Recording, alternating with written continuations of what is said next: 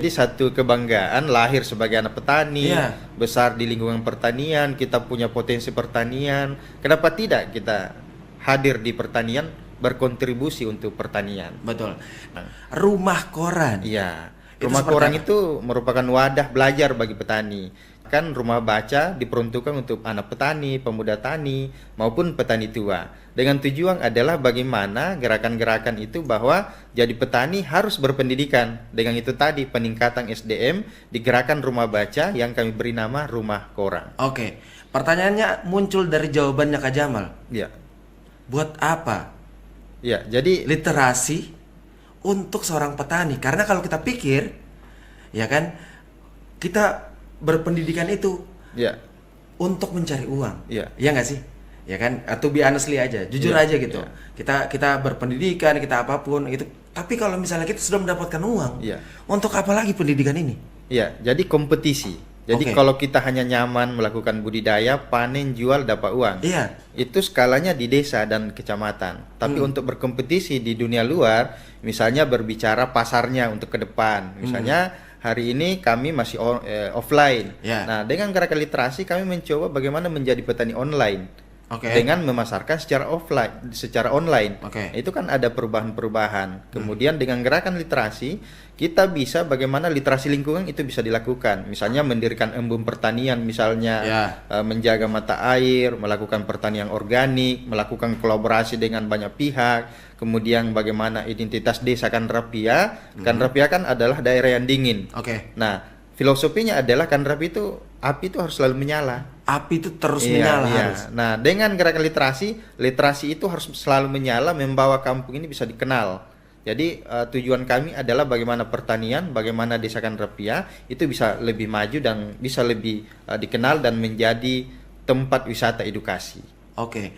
Jadi mungkin tujuannya adalah bikin melek aja gitu. Ya, Petaninya sama hal-hal yang terbarukan ibaratnya. iya. Jadi dalam artian bahwa yang kami lakukan adalah mengubah nilai. Dalam artian rumah koran berasal dari kandang bebek. Kandang bebek ini dirubah nilainya menjadi rumah baca. Oh ya. Nah, dari rumah baca mengubah nilai petani biasa menjadi petani online, menjadi petani literasi, menjadi petani dermawan dengan melahirkan gerakan-gerakan tadi. Literasi misalnya kami mencoba mengantarkan petani itu sejahtera dunianya, sejahtera akhiratnya dengan melakukan program sedekah sayur. Sedekah sayur. Iya.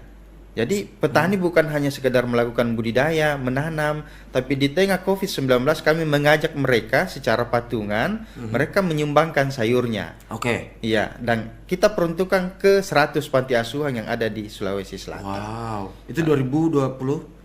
COVID, awal COVID sampai hari ini kita 2020, lakukan. sampai sekarang, 4 sampai tahun sekarang kita berjalan. lakukan.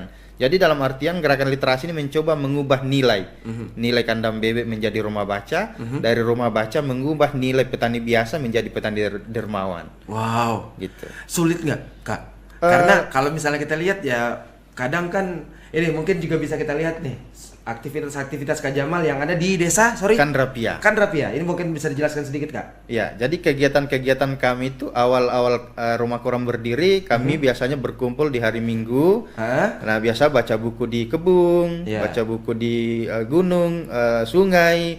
Jadi kami mengajak mereka, anak-anak petani itu untuk terbiasa dengan literasi atau dalam artian memegang buku. Iya, iya. Bukan hanya gadgetnya, tapi Bukan- buku juga mereka Bukan juga pegang. cuman cangkul.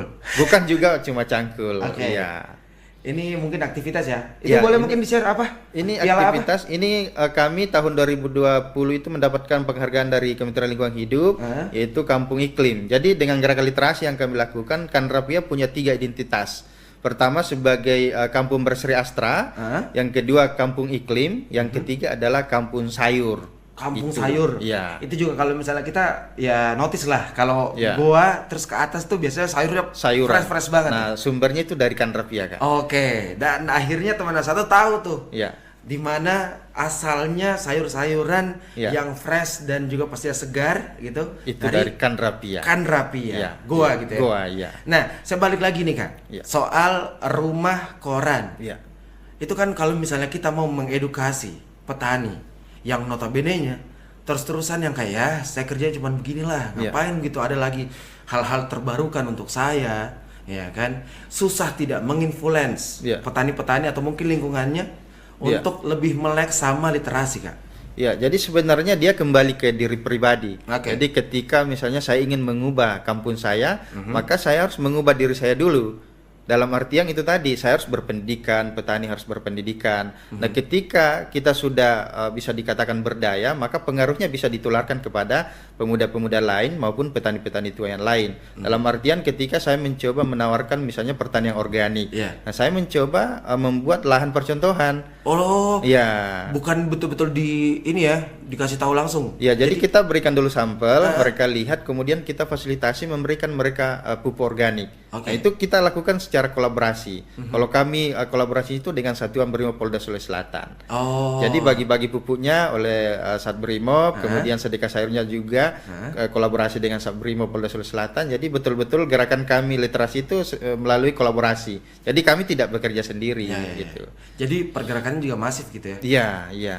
Makanya hari ini kami kan dari 2014. Oke. 14, 2024 kan 10 tahun. 10 tahun. Itu mampu berjalan hingga hari ini karena dengan konsep tadi gerakan literasi itu dibarengi dengan kolaborasi. Tapi di tahun berapa akhirnya teman-teman para petani di desa Kanrepi ya itu melek literasi? Ya, jadi di tahun-tahun ketiga, keempat itu mereka mulai 2000? Jadi kami lahir itu kan 2014, tapi proses itu masih proses perjuangan. Iya. Bagaimana dari kandang bebek kami setiap hari tempel koran, misalnya mengajak mereka untuk baca buku, baca koran, dan lain sebagainya. Dan pada waktu itu kan anggapan bahwa ternyata orang yang kuliah ternyata kerjanya nanti tempel koran. Jadi stigma itu berubah dulu awal-awalnya. Jahat banget. Seiring berjalannya waktu, akhirnya kami mampu membuktikan bahwa petani juga itu harus berpendidikan. Bukan kita jadi petani, tapi petani yang terpaksa. Iya. Tapi pilihan hati. Jangan sampai jadi petani yang situasif. Iya. Jadi ada nilainya, ada value-nya, ada passion kita ada di situ. Jadi pride gitu ya, jadi bangga gitu menjadi petani. Iya. Jadi memang rasa bangga itu harus saya tularkan kepada mereka bahwa pejabat-pejabat yang ada di kota pun itu tidak bisa makan tanpa petani. Itu dia, iya, betul. Jadi tidak ada makanan, tidak ada petani, tidak ada makanan. Bahkan juga kan biasanya kan sumber gizi dari sayur kan? Iya, dari sayur, buah-buahan, semuanya dari situ. Kenapa harus malu? Iya. Padahal kita yang menyiapkan pangan. Gitu. Ini dia harus didengar nih sama teman satu ya, supaya terinfluence kalau misalnya apapun yang dijalani ya jangan malu gitu loh. Iya, harus bangga dengan identitas kita. Betul. Mana satu? Ya. Apa saja kalau sayur? Ya, jadi kami tuh ada beberapa jenis sayuran, misalnya kol, sawi, wortel, tomat, daun bawang, daun seledri. Jadi kurang lebih 10 item lah, 10 macam lah. Itu jenis-jenis sayuran yang kemudian ada di Desa Kanrapia dan sekitarnya. Tadi kalau disebut tuh bisa jadi bakwan tuh sekali. Bisa. Oke, terus? Ya, jadi di desa ini dan desa-desa tetangga itu mampu menghasilkan puluhan ton per harinya. Boleh sambil dijelaskan ya? Ya, ini kegiatan-kegiatan kita ini sebenarnya di lokasi, di lahan pertanian. Jadi orang tua tani atau masyarakat di sekitarnya itu melakukan kegiatan di belakangnya.